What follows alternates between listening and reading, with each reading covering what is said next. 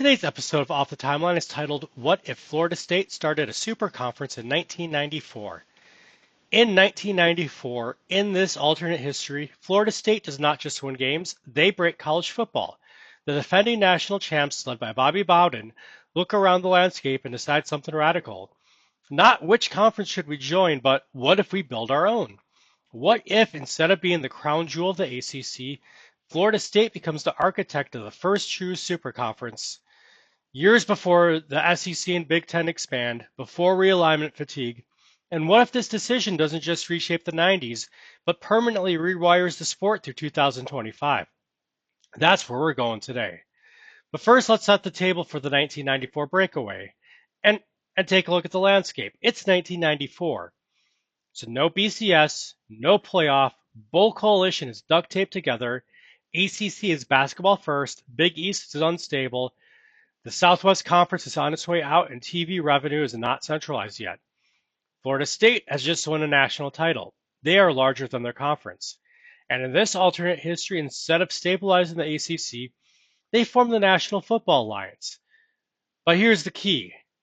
The NFA does not immediately become a full super conference. It starts as a media and scheduling coalition, including Florida State, Miami, Penn State, Texas, Nebraska, USC, and Virginia Tech. Pods are established from day one to manage travel, east, central, and west. The branding is national, the scheduling is structured, the message is clear. We are the product. And that sets the table for the 1995 legal battle. And yes, this is alternate history, but still the bowl system does not take this quietly. 1995 becomes what we call the Bowl Injunction Year. The Rose Bowl Coalition pushes back. The SEC makes noise about isolation. Lawyers are involved. The NFA proposes something radical. Our champion must have a guaranteed path to the number 1 versus 2 title game. That becomes the legal compromise that accelerates the BCS 2 years early in 1996.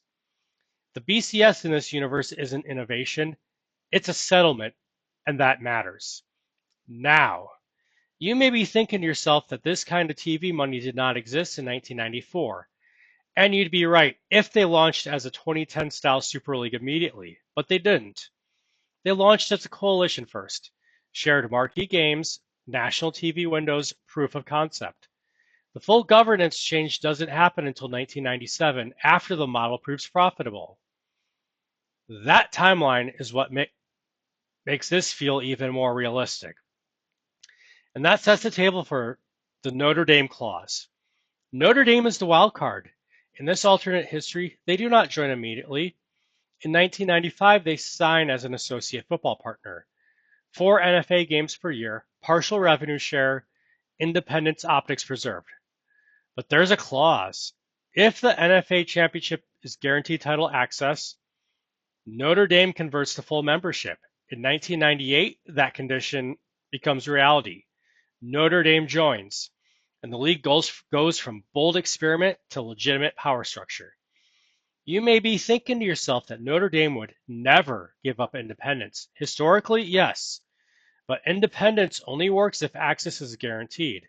If the national championship path is structurally tied to conference champions, Notre Dame's leverage shrinks. This move becomes strategic, not ideological, and that sets the table for the 1999 fracture crisis.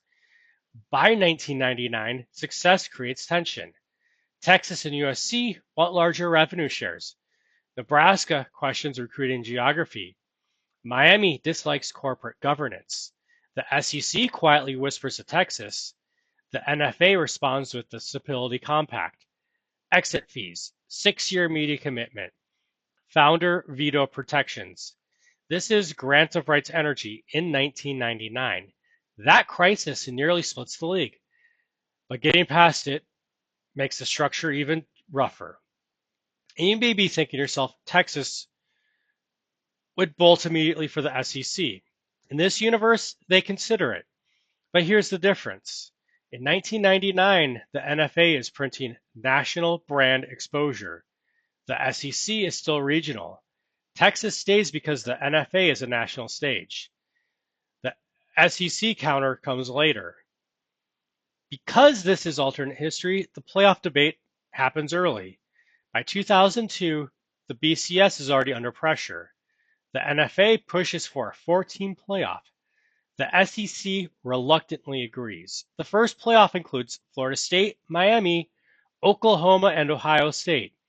And suddenly, playoff era football starts 12 years early. Recruiting changes, revenue gets readjusted, a power triangle forms: NFA, SEC, and Big Ten. You may be thinking to yourself that cross-country travel would break this model. That's why pods existed from the start. Regional scheduling, national showcase weeks. Olympic sports stay pod heavy. The brand is national, the logistics are regional. That balance keeps it viable. And that sets the table for the 2008 recession shock. The financial crisis hits. Budgets tighten, travel costs spike, mid-tier members panic, the West Pod pushes for reform, the NFA evolves into Pod plus Prime scheduling. Reduced travel, 2 elite national showcase weeks. Championship week becomes appointment television. The league adapts instead of fractures. That flexibility is why the NFA survives. And you'd be thinking to yourself that the SEC would overpower this league eventually, and they try. In the mid-2000s, the SEC expands. They position themselves as the Southern Fortress. But here's the twist. The NFA controls Notre Dame, Florida State, Texas, USC, and Penn State. The SEC may have won some battles, but the NFA wins the narrative. The sport becomes a cold battle and not a monopoly. And that sets the table for the 2025 Super Playoff drama. By 2025, still in this alternate history, the playoff expansion debate comes back again. The SEC wants more auto bids, more control, more Southern dominance. The NFA launches Championship Week as an independent media event. The compromise playoff model that emerges protects at-large access. Florida State, the original architect, is still central to the sport. They never endure the value years they faced in real life. Instead, they become known as the founders of the Super Conference era. Does this universe and NFA conference hold on? Yes, because it evolves, adapts, includes legal pushback, internal fracture, economic shock, and rivalry escalation. It doesn't pretend 1994 was 2014, it builds to it. And if you enjoyed this alternate history deep dive, if you think Florida State actually should have done this, or if you believe the SEC would have crushed this conference by 2005, drop a comment. I want to know which side you're on. And if you like exploring the ripple effects of decisions that almost happened but never did, hit like, subscribe, because next time we might explore an even more chaotic universe. And trust me, the universe is only getting more chaotic from here.